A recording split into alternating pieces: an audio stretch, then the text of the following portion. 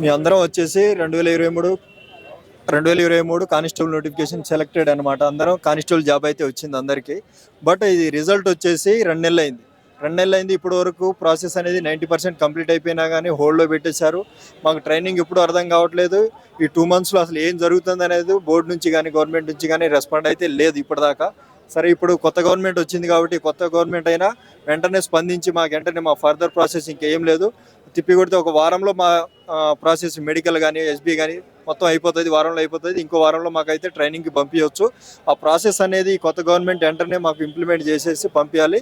దీంతోపాటు ఇంకో మేజర్ ఏంటంటే ఏఆర్ సివిల్ వాళ్ళకైతే ఇప్పుడైతే ట్రైనింగ్ పంపిస్తారనమాట. టీఎస్ఎస్పీ వాళ్ళకి 9 months వెయిట్ చేయాల్సి ఉంటుంది.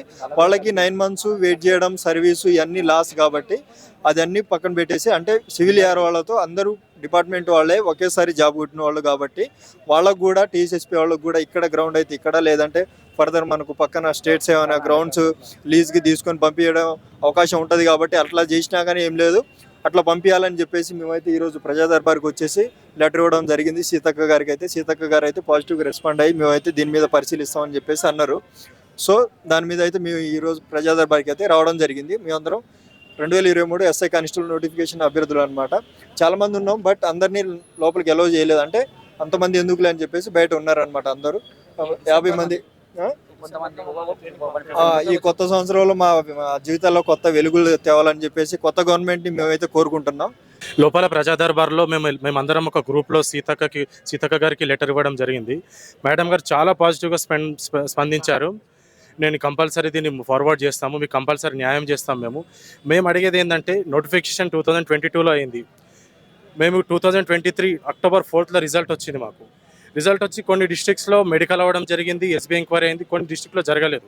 కానీ మేము అడిగేది ఏంటంటే, ఎలక్షన్ కూడా అయిపోయింది. ఇప్పుడు నూతనంగా ఫామ్ అయిన గవర్నమెంట్ మళ్ళీ ట్రైనింగ్కి పంపించి మేము 9 months ట్రైనింగ్ అనేది ఫినిష్ చేసుకుంటే మేము మా డిపార్ట్మెంట్లో చేరుతామనేసి మేము విన్నపం చేస్తున్నాం. సీతక్క గారు ఏమన్నారంటే, కంపల్సరీ మా గవర్నమెంట్ అనేది నిరుద్యోగులకు అండగానే ఉన్నది. ఈ గవర్నమెంట్ నిరుద్యోగులు ఫామ్ చేసిన గవర్నమెంట్, మేము కంపల్సరీ దీనికి మేము న్యాయం చేస్తాం. ఓన్లీ పోలీస్ కానిస్టేబుల్ అని ప్రతి నోటిఫికేషన్ మేము ఫుల్ఫిల్ చేయడానికి రెడీగా ఉన్నాం అని లెటర్ తీసుకొని చాలా పాజిటివ్గా స్పందించడం జరిగింది. Thank you. నూతనంగా ఏర్పడ్డ కాంగ్రెస్ గవర్నమెంట్కి శుభాకాంక్షలు.